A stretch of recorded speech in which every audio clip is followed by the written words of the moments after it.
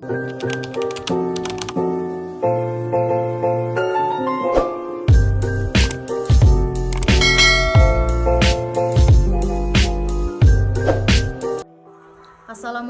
warahmatullahi wabarakatuh.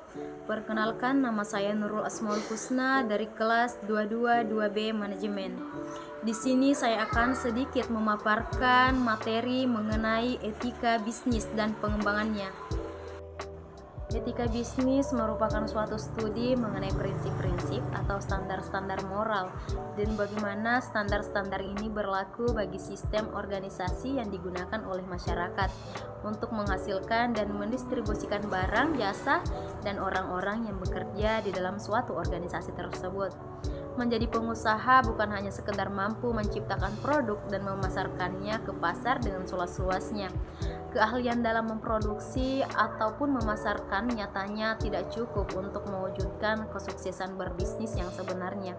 Para pengusaha perlu memperhatikan etika bisnis untuk meraih kesuksesan yang baik. Seringkali pebisnis dihadapkan pada kondisi-kondisi sulit dalam perkembangannya, baik terkait dengan pengelolaan sumber daya internal perusahaan dan dengan masyarakat. Untuk menangani berbagai masalah sulit semacam itu, dibutuhkan suatu prinsip yang dapat membantu pebisnis dalam bersikap. Inilah alasan mengapa etika dalam berbisnis sangat penting untuk dimiliki. Istilah etika bisnis tentu tidak asing lagi bagi sebagian besar pelaku bisnis di Indonesia.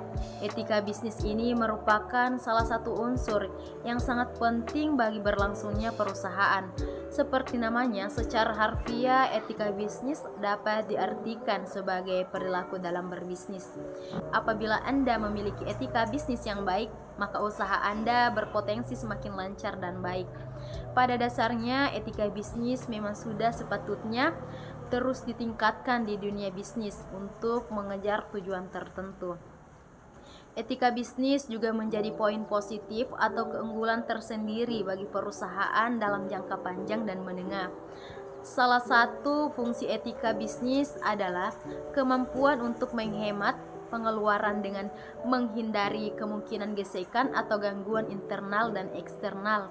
Fungsi lain dari etika bisnis adalah memotivasi karyawan terus berkembang, melindungi prinsip kebebasan, berdagang, atau berbisnis dalam menciptakan keunggulan yang kompetitif. Etika bisnis tentunya memiliki peranan tersendiri bagi perusahaan. Ketika perusahaan menerapkan etika bisnis secara optimal dan konsisten, mereka dapat memetik beberapa manfaat. Antara lain, meningkatkan reputasi perusahaan menjadi lebih terpercaya. 3. Perusahaan lebih mudah beradaptasi pada perubahan. 4. Menciptakan budaya perusahaan yang khas. Etika bisnis bukanlah suatu jenis lain dari etika. Hal ini merupakan etika bisnis adalah konteks bisnis. Etika ini memfokuskan apa yang merupakan perilaku yang benar atau salah di ranah bisnis dan bagaimana prinsip-prinsip moral diterapkan oleh para pelaku bisnis yang berbagai situasi yang terjadi dalam kehidupan sehari-hari. Untuk mengetahui etika bisnis secara terperinci, maka berikut perkembangannya. 1. Zaman prasejarah. Pada awal sejarah filsafat, menyelidiki bagaimana sebaiknya mengatur kehidupan manusia bersama dalam negara dan membahas bagaimana kehidupan ekonomi dan kegiatan niaga yang harus diatur. 2. Masa peralihan. Pada tahun 1960-an dimulainya pemberontakan terhadap kuasa dan otoritas di Amerika Serikat. Penolakan terhadap kemapanan. 3. Etika bisnis. Lahir di Amerika Serikat pada tahun 1970-an, yang mana jumlah filsuf tersebut mulai terlibat dalam memikirkan masalah-masalah etis di sekitar bisnis, dan etika bisnis dianggap sebagai suatu tanggapan tepat atas krisis moral yang sedang meliputi dunia bisnis di Amerika Serikat pada saat itu. 4. Etika bisnis meluas di Eropa pada tahun 1980-an. Etika bisnis sebagai ilmu baru berkembang kira-kira 10 tahun kemudian. Terdapat forum pertemuan antara akademis dari universitas serta sekolah bisnis yang ada di Eropa. 5. Etika bisnis menjadi fenomena secara global pada tahun 1990-an, tidak hanya terbatas lagi pada dunia barat, tetapi etika bisnis sudah berkembang di seluruh dunia, bahkan didirikan di internasional. Adapun kesimpulan yang dapat saya ambil pada materi ini adalah etika bisnis merupakan bagian dari sikap implementasi yang harus diterapkan untuk membangun komunikasi secara efektif maupun efisien pada fokus investasi pembangunan produk maupun jasa.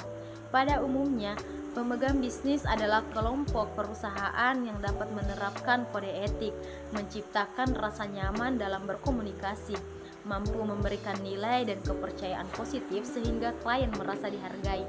Melalui sikap penghargaan demikian mampu membentuk kerjasama secara komitmen bagi investor untuk mengelola usaha secara bersama-sama.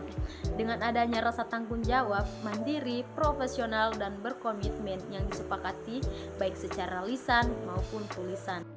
Sangat penting bagi investor untuk meyakini partner bisnis dengan persepsi positif, karena melalui pemikiran positif mampu membuktikan hasil optimal sesuai perencanaan dan strategi pengembangan investasi.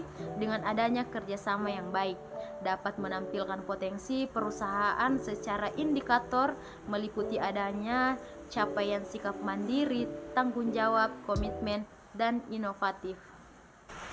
Itulah tadi pemaparan singkat materi dari saya. Lebih dan kurangnya mohon dimaafkan. Assalamualaikum warahmatullahi wabarakatuh.